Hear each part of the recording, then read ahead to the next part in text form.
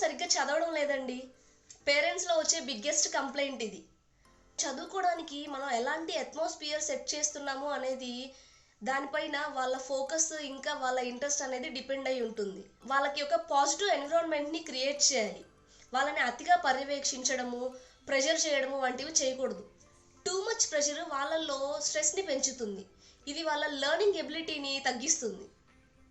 నువ్వు లేట్గా లేచావు, 2 అవర్స్ నుండి టీవీ చూస్తూనే ఉన్నావు, అస్సలు బుక్ తీయనే లేదు, ఇలా వాళ్ళ బిహేవియర్ పైన అటాక్ చేసినప్పుడు వాళ్ళకి చదవాలన్న ఇంట్రెస్ట్ ఇంకా తగ్గిపోతుంది. పెద్దగా అరుస్తూ కాకుండా నిదానంగా వాళ్ళని చదువుకోమని ఎంకరేజ్ చేయాలి. వాళ్ళలో చదువు పైన క్యూరియాసిటీని పెంచండి. మీరు కూడా వాళ్ళతో కలిసి కొన్ని యాక్టివిటీస్ లాంటివి చేసి దాన్ని గేమింగ్లా చేయండి. మీ పిల్లల్ని చదివించే విషయంలో మీకున్న ఛాలెంజెస్ ఏంటో నాకు కింద కామెంట్స్లో మెన్షన్ చేయండి. ఇలాంటి యూస్ఫుల్ టిప్స్ కోసం మన ఛానల్ని ఇప్పుడే సబ్స్క్రైబ్ చేసుకోండి.